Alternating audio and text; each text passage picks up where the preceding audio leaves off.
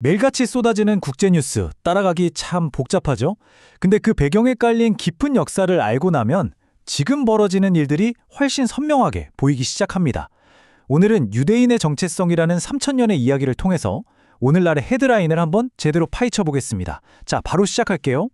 아마 이스라엘 팔레스타인 뉴스 보실 때마다 아니 대체 왜 저렇게까지 싸우는 걸까? 이런 생각 한 번쯤은 해보셨을 거예요. 그럴 수밖에 없어요. 이 갈등의 뿌리는 오늘 내일의 문제가 아니라 수천 년의 역사가 아주 깊숙이 얽혀 있거든요. 자, 이 복잡한 실타래를 푸는 아주 중요한 열쇠가 하나 있습니다. 바로 이 가족이라는 비유예요. 유대인 정체성을 하나의 거대한 가족으로 보는 거죠. 생각해보세요. 우리 가족끼리도 엄청 싸우잖아요. 의견도 다르고. 하지만 보이지 않는 어떤 규칙, 그리고 신뢰 같은 걸로 강하게 묶여있죠. 전 세계에 흩어져 살지만 바로 그런 개념으로 연결되어 있다는 겁니다.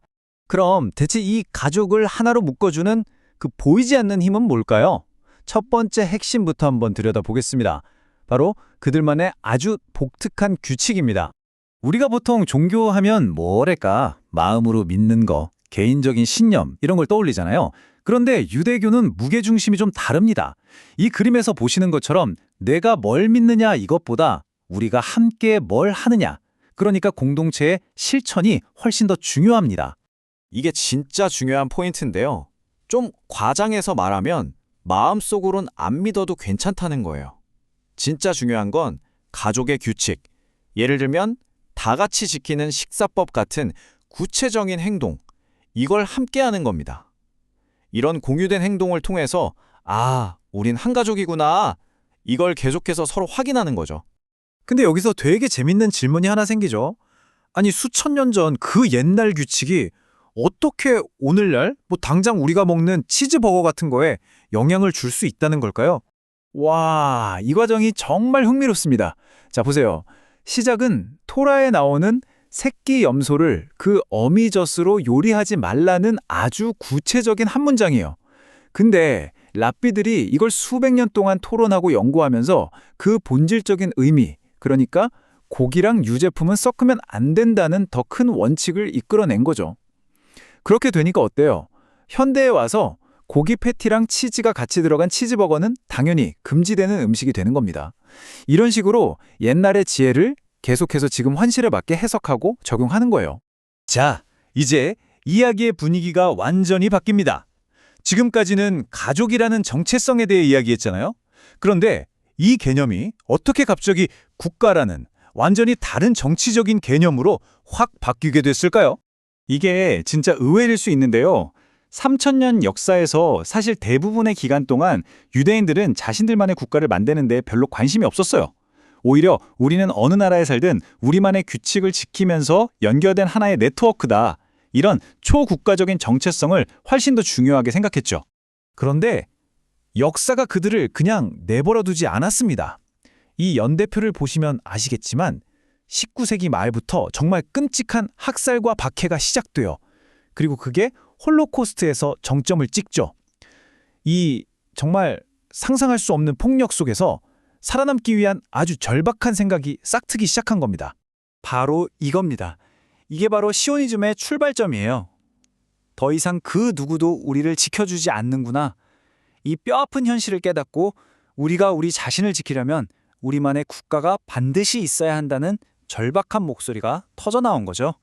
그리고 바로 이 지점에서 우리가 현대 이스라엘을 이해하기 위해 꼭 알아야 할, 하지만 어쩌면 좀 받아들이기 힘들 수 있는 관점을 마주하게 됩니다. 시오니스트들에게 홀로코스트는 그냥 슬픈 비극이 아니었어요. 그건 우리가 약했기 때문에 저항하지 못하고 당한 일종의 실패의 역사로 받아들여졌습니다. 이 끔찍한 역사적 트라우마가 어떻게 오늘날 이스라엘의 정치 그리고 군사 원칙으로 곧장 이어지는지 한번 살펴보겠습니다. 그 결과로 만들어진 게 바로 이 강한 이스라엘 원칙입니다.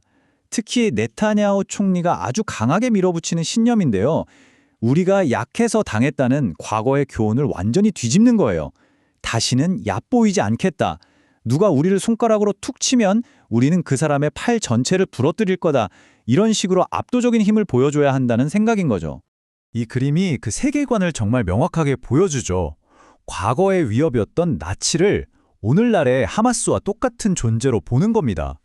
그래서 과거에 우리가 나치에게 무력하게 당했던 그 실수를 절대로 반복할 수 없다.